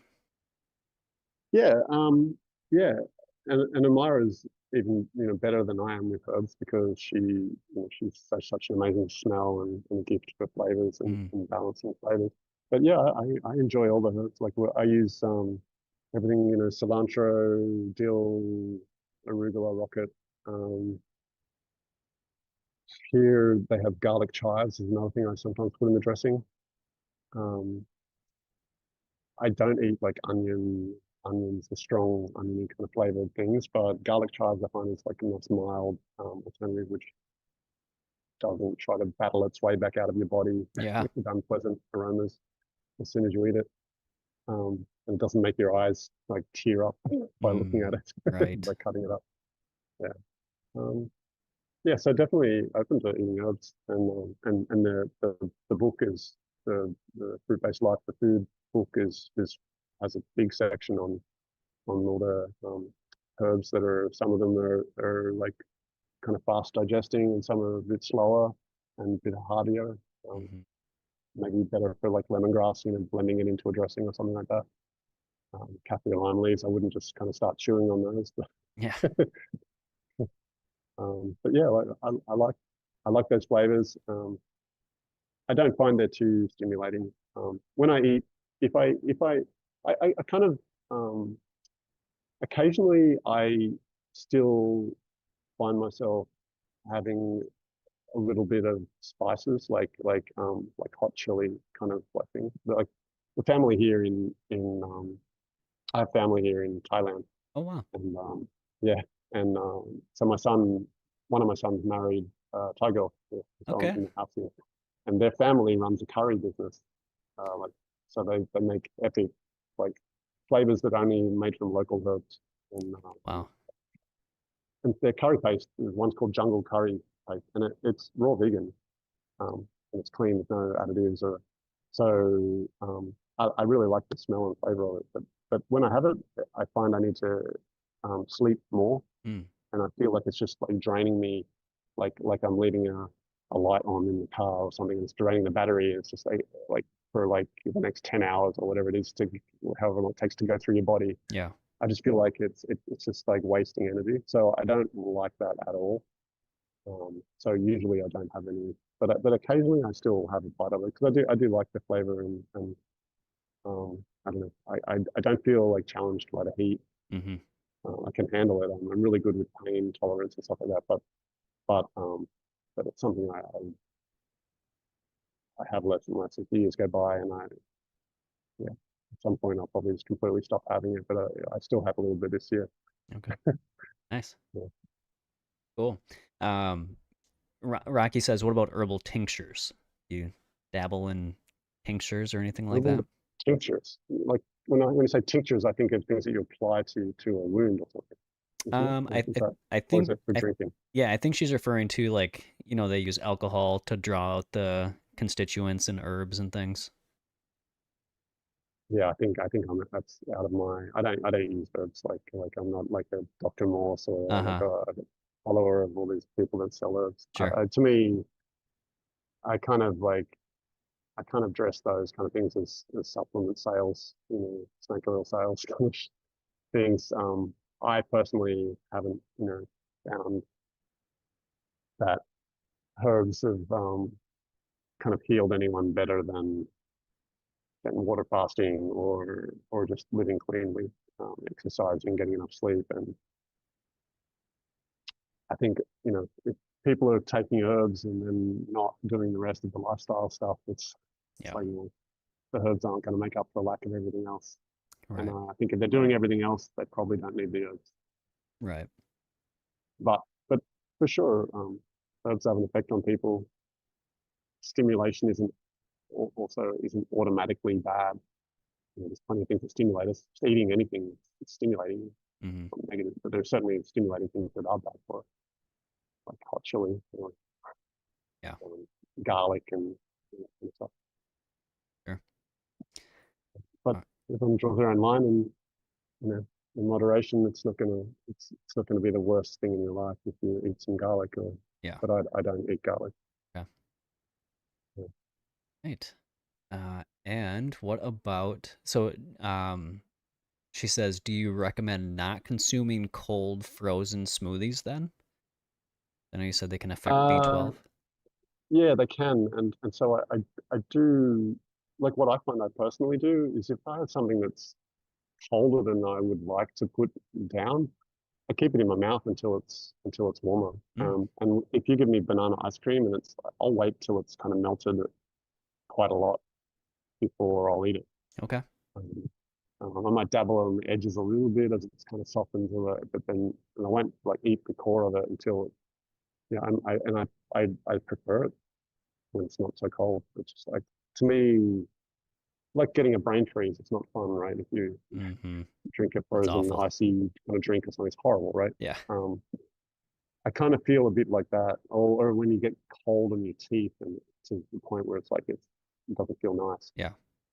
I just don't want to. It's kind of like burning your mouth on pizza. You don't Mm, really want to keep doing it, do you? But but people keep burning their mouth on pizza. I don't know why. Yeah. I used to do it all the time. So did I. Yeah. So did I. I don't have that problem anymore, thankfully. Yeah, exactly. What about dried fruits or dehydrated foods?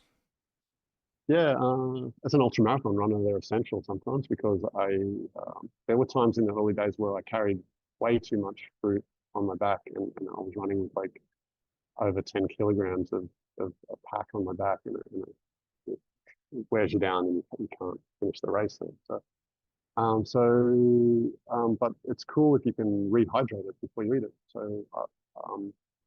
Definitely snacking on dried food is a terrible idea for your teeth. Um, Long term, definitely. I don't even eat freeze dried foods anymore because I like the taste of it. Like it's not that I mean, it's still not as good as fresh food, but um, I just don't want it on my teeth. I don't like it. Mm-hmm. I don't like what it does to your teeth. It sits there. It just really sticks. And dried fruit really sticks. But I've eaten a lot of dates in races over the years. But I try to keep it as fresh as I can. I love doing like when I have times where I have like support crews. Like I ran the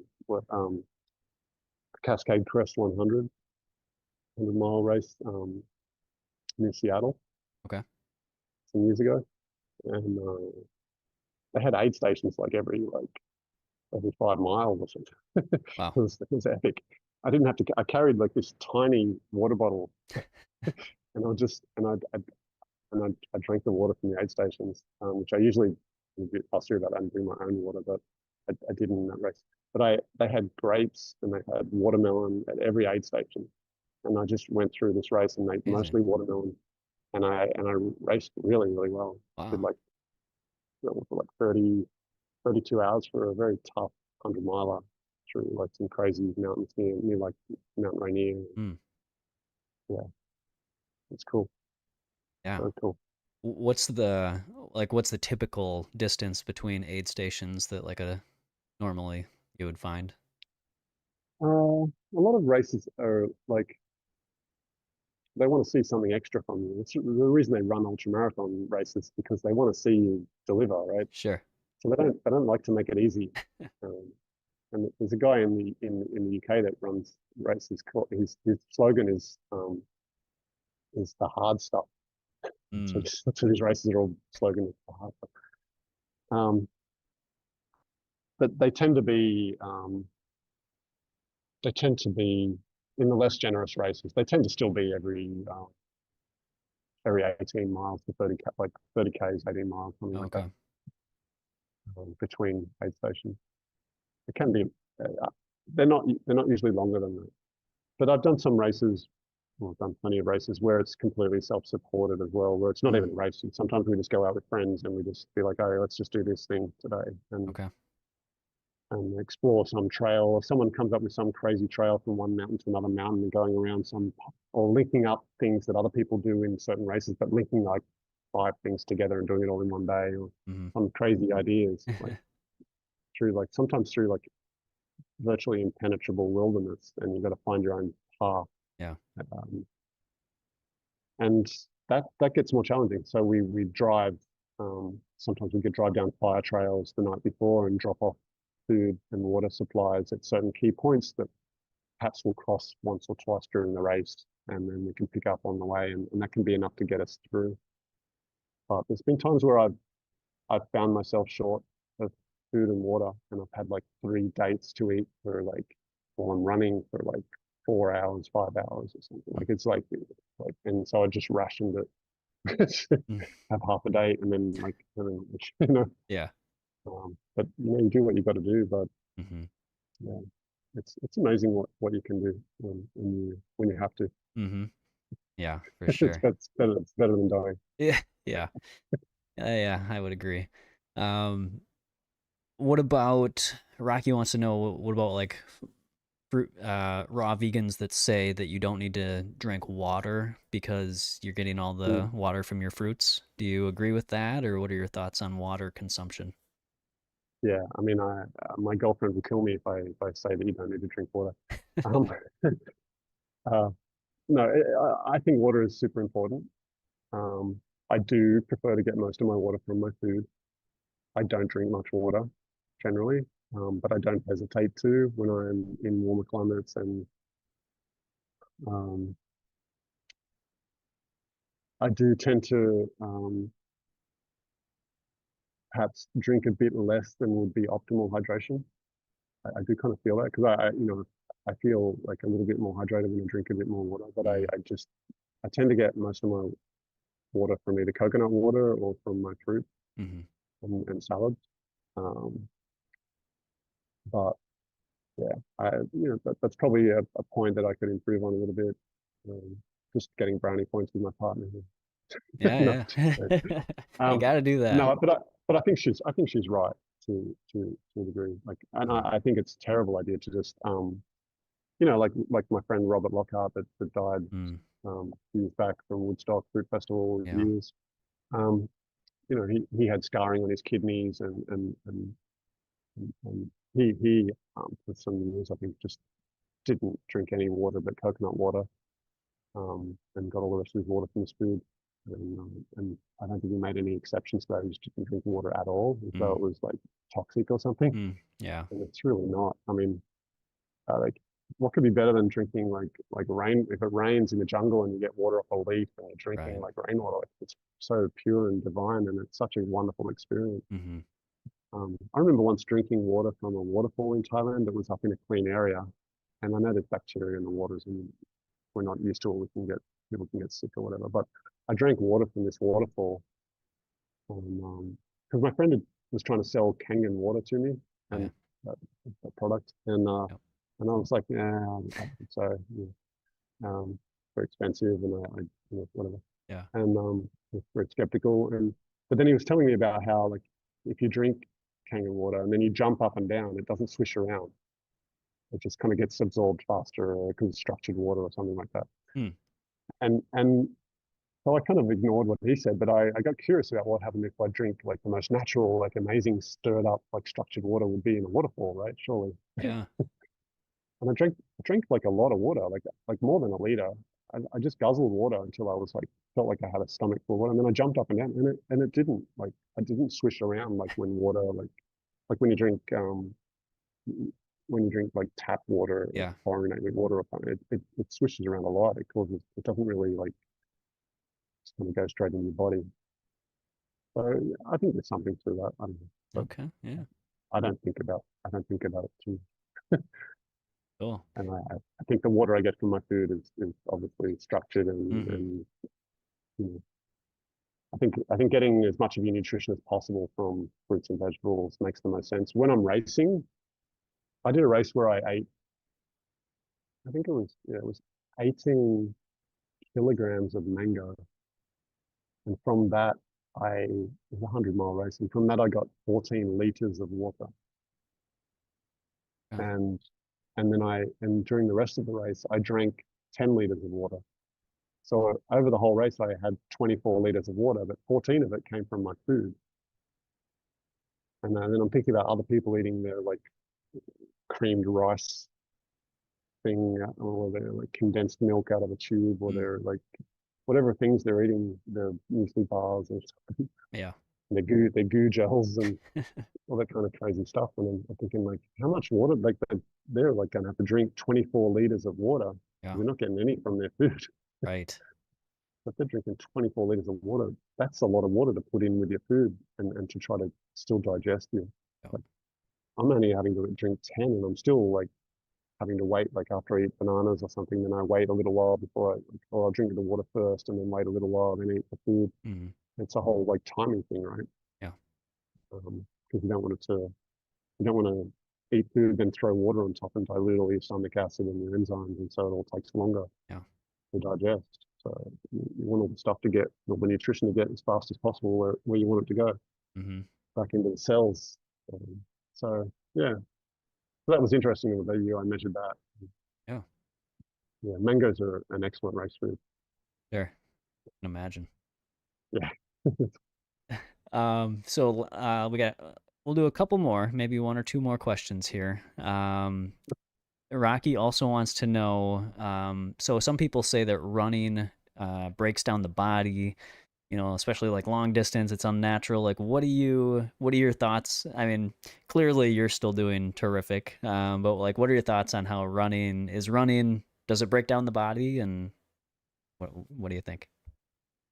Well, no, it doesn't. Um, what breaks down the body is diet and lifestyle choices that don't support recovery. Hmm.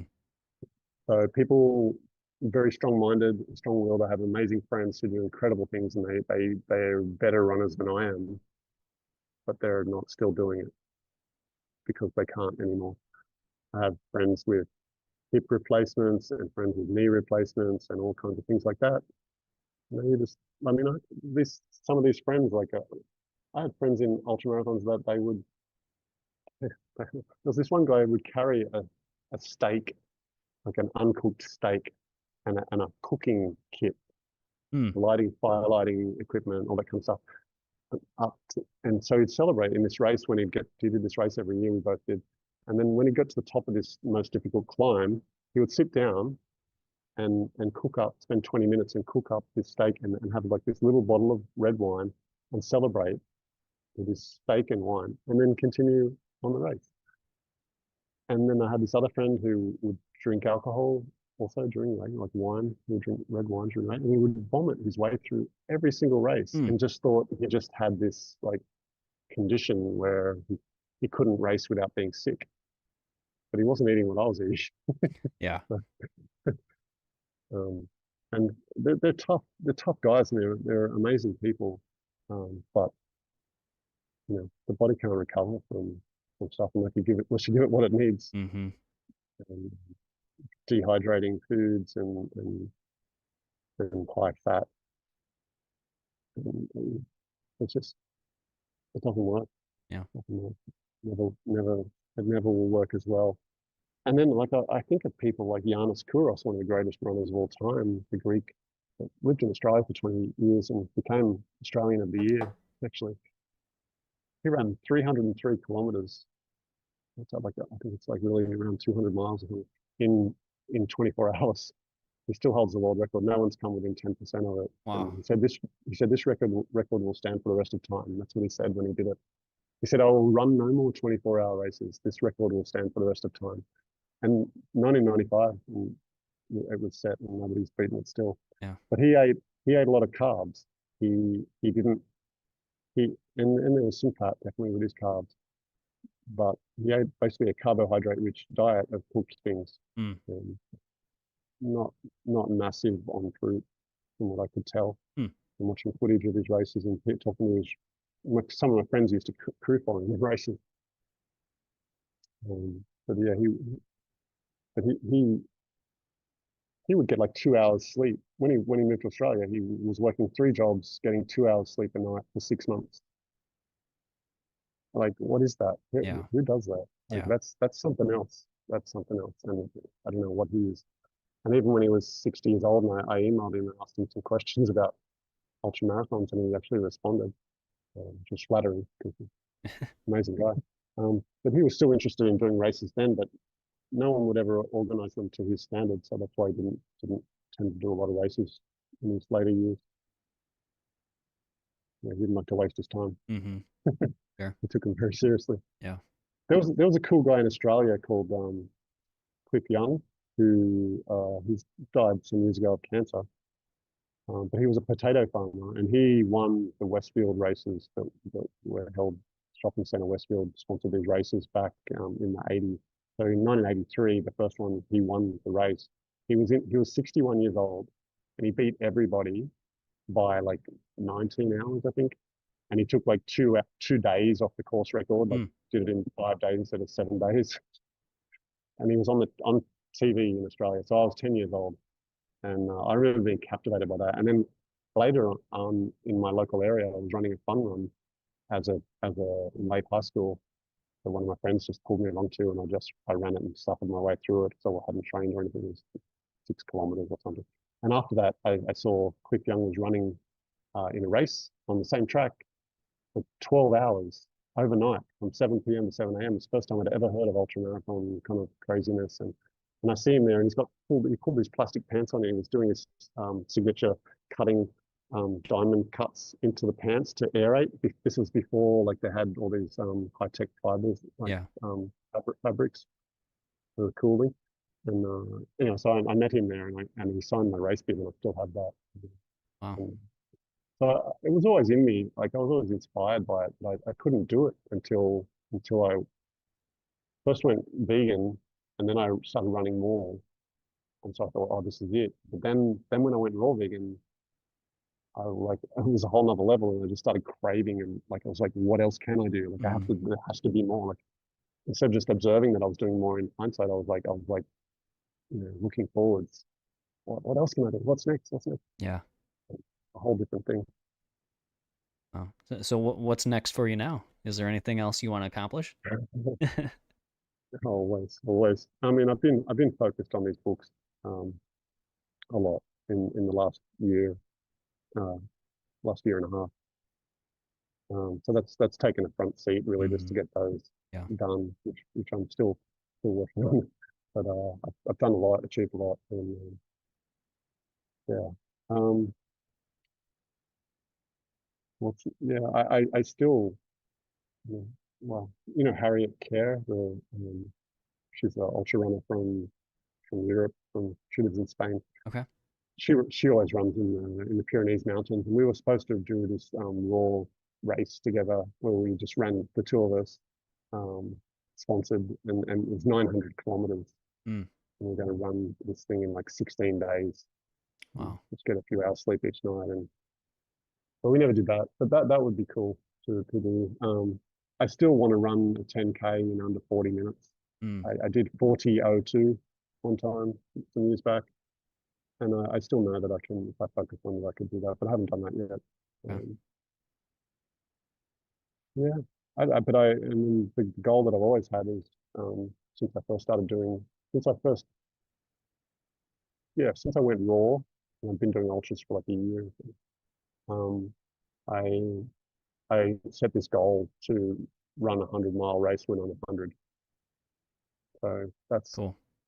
that's what I'm pacing myself for. Okay. So I'm not trying to burn out the fuse now, trying to Yeah. Yeah. make it last. Yeah. I'm still on track, I think, for that. I'm 53 now, so Okay. I'm past halfway. Yeah. And the rest of it's going to be easy because I know I'm eating Yeah. food based. So Right. it's simple. Awesome. Well, I Yeah. look forward to seeing that. That's going to be great. Yeah. Yeah. Rocky says, "Do you have a home base or what's your normal area that you're in?" Yeah. It's kind of split now, like between different places. So kind of this home base in Thailand, with family here, and then we love the south of Thailand. There's some places that we really love to spend a few months each year in, and then Australia. Um, every year or two, kind of spend a few months there. And Amara's now in Chile for a month with her family, but I went there a couple of years earlier, stayed there for like a month or something. So yeah, it's we haven't like managed to. We'd love to settle, like to have a place in the south of Thailand, but it's just you never really fully belong here. You can't actually become a citizen, or like, Yeah. you can buy your way with a lot of money, and probably get even citizenship, I guess. Um, but yeah, they make it, you can't really own land unless it's just an apartment, something like that, which isn't what we want. So Yeah. I don't know. We haven't figured that out that exactly yet, but we're working on it. Yeah. So is your son, is he a citizen of Thailand then or? No, Oh. no. So basically, anyone that marries a Thai partner, the Thai partner always owns the land, Mm. always, Yeah. So Okay. there's been a lot of like kind of scandalous things where, and I've had friends even that have got kind of scammed Hmm. by marry a Thai girl, and then everything's fine, then with the family, and the family's nice, and blah blah blah blah. But then it all turns out that it was just all kind of choreographed Yeah. to, once, as soon as you invest in the land, and then okay, but now the relationship ends, and you just bought them a property and gave them all your life savings. Right. Wow. pretty Yeah. hard lessons to learn, but Yeah. yeah, but our core possessions are within us, Mm-hmm. not without us. Yeah. Our health and our integrity are much more valuable than any possessions that we can own. Yeah. Agreed. But possessions are nice too. Yeah, they are. You know, I'm It's not a, nice to have nice things. yeah, You know, absolutely. I agree. you have a nice microphone. Yeah. Yeah. I enjoy it. I'm glad that I've got it. So, yeah. Yeah, All right. Well, that rounds us off for the questions. So, I appreciate, you giving us so much of your time. It's very generous, and I know it's very late there, so I don't want to keep you up too much longer. Um, but yeah, sleep will be nice. yeah, yeah. Well, thank you for all the wisdom, all the information that you shared today. It's been a pleasure, getting to know you a little bit more since the retreat and speaking with you here today. So I look forward to hopefully meeting up with you at some future retreats and hopefully going to yours as well. And anybody else that wants to go to your retreats, I'll put the link down below. You said that's at fruitislife.com. Fruit Sorry. based Oh life. yeah, that's right. Fruitbasedlife.com. Um, and yeah, so that's where they can find the information about the retreats. Yeah, absolutely. Okay. Everything. And I'm always easy to contact. You can find all my contact details, Instagram, Facebook, email, whatever, and you can, there's a contact us form on the website on fruitbasedlife.com. Perfect. So yeah, send me any questions you have. Any questions about the retreats? Very happy to answer anything, any questions about anything Okay. to do with health and making the world a better place. Yeah. Well, you're certainly doing that. So thank you so much. And yeah, thank you everybody for being here and asking all your amazing questions and interacting with us here today. So appreciate everybody. Hopefully, I will see you all again next week, same time, same place. And until then, always follow your raw intuition.